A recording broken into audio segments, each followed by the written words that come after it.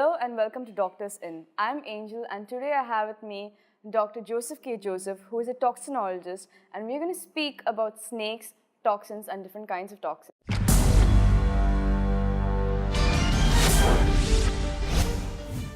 What type of snakes are usually there in India? In India, the people, about 50,000 people die of snake bite in India. And there are 5 different types of poisonous snakes in India. 2 of them are neurotoxic, that is, they damage the brain and the spinal cord and the nerves. 2 of them are hematotoxic, and they are causing a bleeding disorder.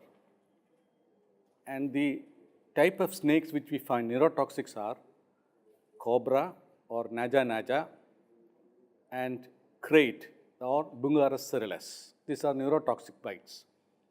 And the hematotoxic bites or bites which causes abnormality and coagulation are Russell viper, saw scale viper and pit viper. We have another one also that also causes poisoning, that is a sea snakes, which is not very common in India. How do they affect our system and the organs? What are the first things that happen? Actually, neurotoxic bite means, I have already told that it involves the brain, the spinal cord and the nerves. And it causes paralysis of all the muscles innervated by these nerves. So, as soon as a patient is bitten by a neurotoxic bite like cobra or krait, the first thing is difficulty in opening the eyes. The patient says that he feels sleepy. Then occurs difficulty in swallowing. Then it's a nasal regurgitation. That means when he takes water, it comes to the nose. And finally, it involves the muscles of respiration like the intercostal muscles and diaphragm, which finally cause respiratory paralysis. After this stage, if you don't do anything, the patient may die. So what we have to do is, before the patient go in for respiratory paralysis, complete respiratory arrest, we must support them with a ventilator. So similarly about the hemotoxins? Hemotoxic bites are, as I told, they are caused by Russell viper or Daboia russelli or Echis carinatus. There is another one called pit viper or Hypnale hypnale, which is found in mountainous areas of Kerala and all. And they cause also bleeding disorder, that the blood will not clot. That is the problem. And as soon as the patient is bitten by a snake, these kind of hematotoxic bites, the bleeding, if suppose there is a cut or the bleeding from where the snake has bitten, from where there is oozing. It can ooze from the tongue, it can ooze from the teeth, it can ooze from, cause bleeding into the urine, it can cause vomiting of blood, all these things can occur. Like how long does it take to, come into effect? Yeah. Actually, the time taken for envenomation is as early as possible. As soon as the venom enters the bloodstream, it causes problems. So in a viper bite, it may cause within 15 to 20 minutes. In a cobra bite also, in a neurotoxic bite also, it may cause within 10 to 15 minutes. But the cobra bite, you should be careful because the paralysis is faster than hematotoxic bites. So we have to be very careful with the neurotoxic bite. We have to immediately take the patient to the hospital. As far as the viper bite is concerned or the hematotoxic bite is concerned, still there is a time there is a time we can wait, because the complications of the viper bite is, the most important complication is kidney failure, which can be managed by hemodialysis or dialysis methods. And most of the patients bitten by snake, these viper bites, and they're going for a kidney failure, the mortality is about 2 to 3%. So if you take the patient, treat the patient as early as possible, the mortality definitely will come down. Do all the snake bites from the people who have been bitten by snakes, are they all poisonous, or what sort of a percentage would you give for the poisonous and non-poisonous snakes? That's very interesting that if 100 people are bitten by snakes, of the 100, 70 are bitten by non-poisonous snakes. The rest 30 bitten by poisonous snakes. Of that 30, 15 are dry bites. That means the snake which is poisonous bite a person, but the venom doesn't enter the body of the person. So that they are called as dry bites. then 15 people of them, the 101, are dry bites. Actually, only 15 people bitten by a snake are causing poison. When a person is bitten by a snake, what sort of first aid would you, like before they get to the hospital, what would you say, suggest them? The most important, the first aid we have to do is, there are do's and don'ts. First, I will say the don'ts. Please don't run. Please don't apply a tourniquet very tightly. The only thing we can do is ask the patient to relax. If you run, the venom will enter because circulation increases when you run. The venom enters the body faster than it normally enters. And we should not tie a tourniquet so fast, because if you tie a tourniquet very tightly, the circulation into the limbs may be hampered. The patient, even if it is a non-poisonous bite, may end up with a gangrene of the foot, and we have to do an amputation. So best thing is to ask the patient to lie down, immobilize the part which is bitten by the snake, and relax, and take to the nearest hospital where the antivenom facilities are there. There's only one treatment for this, that is only antivenom. Antivenom is the only treatment for snake bites. There's no other treatment available. So like how in folk tales or means old stories, they do that cut and they say that people suck the venom out. That does not work. It's a myth, you're saying. Yeah, that's a myth. Actually, what just told is they are dangerous, because as I have told that a hematotoxic bite like viper or a saw scale viper bites a person. The problem with them is the blood doesn't clot. Suppose you make a cut, what happens is that there will be bleeding, and because it is bitten by a snake which causes blood coagulation abnormality, there will be excessive bleeding, and the patient may die of bleeding. So you should never make a cut, and you should not suck the blood and the venom inside, because suppose you have got an ulcer either in the mouth or in the stomach, this venom, this blood which contains venom will enter your body also. You are also under threat. So you should not do it.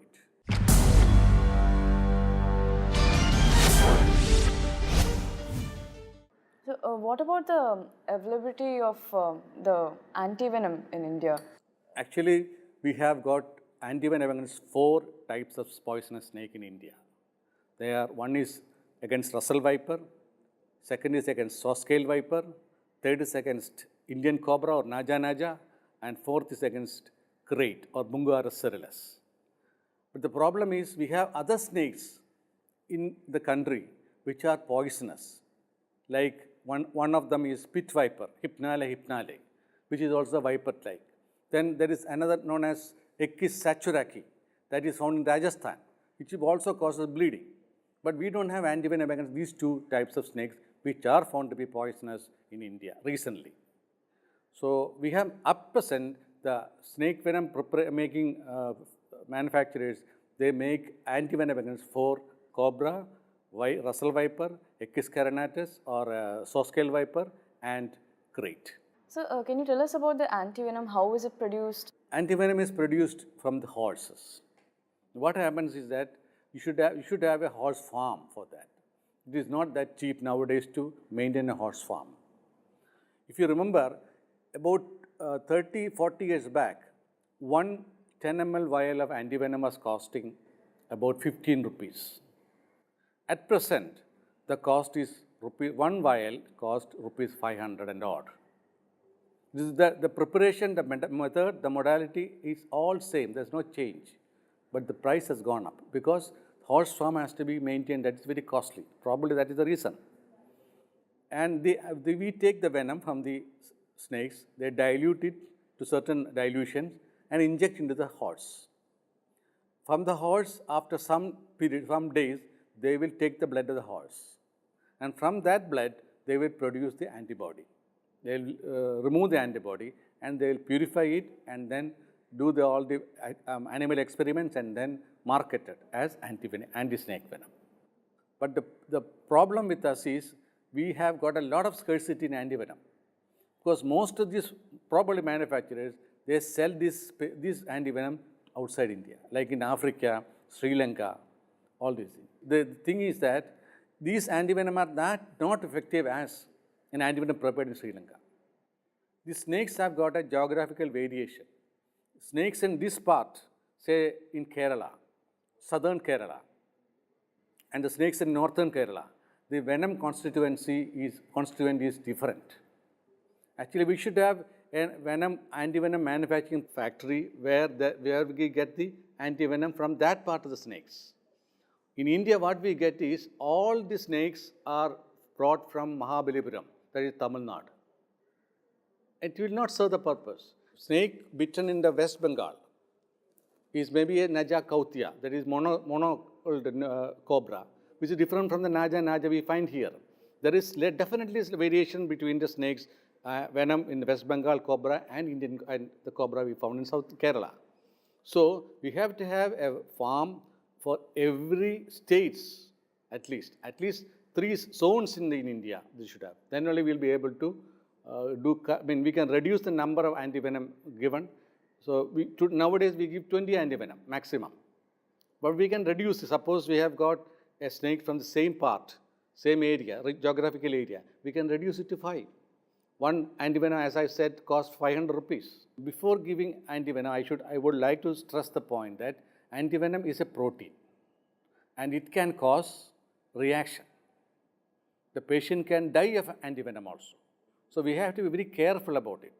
We should give it in a place, in a hospital, where every facilities are there. Most of the primary health centers are afraid to give it because of the antivenom reaction. So we have to have a very well-equipped place where you can give antivenom. Because the protein, in foreign countries, what they used to do is, they will take that venom, they will know which snake has bitten. So they know that this much amount of venom has been introduced into the body, and then give that much of antivenom only. That is by ELISA technique we can find it out. But in India, we don't have it here. We have no methods to find it out till now.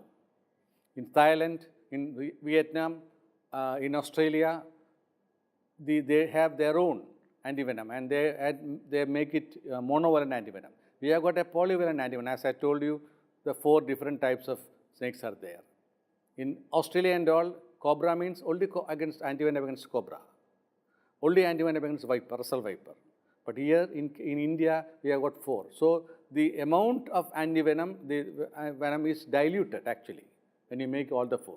Suppose we have got only for one monovalent antivenom, we can give small amount but effective. We are coming to that. We are doing some work on that. We have some research on that, and we hope that within 6 months to 1 year, we will be able to find out by ELISA how much of venom has been introduced to the body, what is the snake bitten the patient. All these things we will be able to find it out. That the process is being done, and within a year we will be able to come out with something really substantial. Antivenom made for neurotoxins, can't it be used for all this particular snakes, or is there any particular difference? Yeah, that is a problem, because the venom is a mixture of about 40, 45, 70 different types of proteins, enzymes, non-proteinous products. So we don't know exactly what is causing which. More than 70 proteins are there. More than 70 enzymes are there. So we don't know exactly which is the one which causing. These 40 enzymes or 70 enzymes, of which maybe 1 or 2 may be causing the problem. So we don't know which is actually causing. That's why we are not able to find out, make an antivenom against that particular snake. That we have not done it. Maybe the reason is there's lots of mixture of proteins are there. It's difficult to find out which is causing the real problem in the patient. By chance, a snake which does not belong to the Indian terrain, a poisonous snake, happens and someone gets bitten by that. So are the Indian hospitals equipped with antivenom? A snake bitten in Australia, say a black mamba in Australia, they bite it. Our antivenom will not be effective. There's no point in giving antivenom. We are only infusing problems. Because I have told you that the antivenom itself can cause reaction. So a person bitten by a mamba in Australia, the antivenom of India will not work at all. Those 4 varieties of snakes, we have antivenom only. There are so many varieties of poisonous snake which we don't know exactly. That's also there. Somebody has to find it out. Like we have found out pit viper, Hypnale hypnale. In the 2007, we have found out that this kind of snake causes poisoning, real poisoning. They cause renal failure, kidney failure. Only that time only we came to know about it. We have been seeing this snake for a long time, but we never knew that it's poison, so poisonous. So like that, in Rajasthan, there's Echis saturaki is there. We thought that it is also not much problem, but they causes problems. So like that, there are so many other snakes are there which we have not identified. So you said that particular snake, it causes a kidney problem. How does that go about? Means it first affects the kidney and it starts failing, or? Yeah, it actually causes acute tubular necrosis. That means the tubes which absorbs the things which are needed for the kidney, for our body, by the kidney, and which should be thrown out from the body, the toxic materials, that is the tube which does all these things. That tube is damaged. And the beauty of this is, this tube will recover, regenerate within 3 weeks' time. So those patients who are bitten by a hemerotoxic bite, a viper bite, they are going for a kidney failure, and we treat them properly, and the patient recovers. He will not have any problem of kidney damage later on. That's the beauty of it. So it causes acute tubular necrosis. The tubules which absorbs things which are needed for the body and which are toxic, which are removed from the body, that is the tube. That is the function of the tube. That tube damages, but the tube regenerate. We have to give time. That's all. So that is this hemotoxins, Yes. right? This is the pattern how it goes. First it affects the kidney, and then how does it go about, sir? It causes actually, it's a clotting mechanism. Okay. The venom it causes clotting, it damages clotting. These two things are there. Or a clot which is formed, it can get lysed. These three things are there for this venom. So it can clot inside the blood vessel also. So some of the venom, the viper venom, they get clot inside the small blood vessels in the kidneys. And there the blood circulation doesn't go there. That's how they damages the kidney. And sometimes, the RBCs, they causes a mesh. The RBC has to pass through these meshes because of the small clots. So the RBC gets cut off also. That also is there. The complications of viper bite. First and foremost thing, the most important thing is kidney failure. Second is this because of the bleeding disorder. That means the blood doesn't clot, or it may clot more. It can cause bleeding into the pituitary gland in the brain. And later on, that will not damage, that will cause death and all. Later on, the patient may come with a hypopituitarism. That means the pituitary gland is not functioning properly, functioning very, very low. So the patient may have thyroid deficiency, the patient may have cortisol deficiency, the patient may have sex hormones deficiency. So the ladies may have amenorrhea, the males may have lack of libido. All those things can occur. Sir, is this an irreversible sort of damage? It is irreversible. Okay. Hypopituitarism is irreversible. Only thing you can treat this patient with hormones. So any other sort of irreversible damages which happen in then you can get the gangrene of the bitten limb. That place where it is bitten, the snake venom enters, it gets necrosed completely. And the patient may remain in the hospital only for this. And they may have to undergo a skin grafting later on. So they may stay for about a month or so. Some people may need an amputation of the gangrenous toe or gangrenous foot caused by the venom. These are the complications usually we find in snake bite patients. But as far as bites are concerned, the cobra bite recovery occurs if we are properly come in time. The recovery occurs within 36 to 48 hours. And the recovery is complete. There is no residual damage to the patient. In a viper bite, the recovery may take 3 weeks, or if they have a ulcer in the bitten part, it may take months. They may have to be in the hospital for months, 1 or 2 months. These are the most. Hypopituitarism, the patient may go, they can come back again, they can have to give the hormones replacement, that's all. So, is there any other pointers or something you would like to say to the people who are watching this? Actually, the most important thing is never get panic, never run. When a patient is when you are bitten by a snake, remain there and don't apply a tight tourniquet.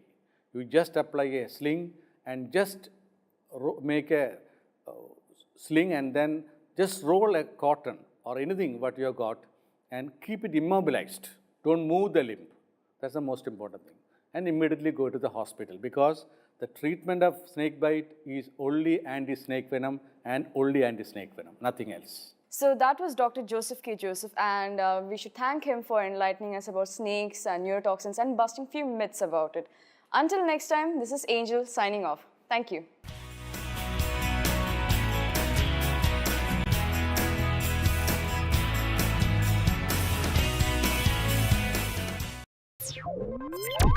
Oh,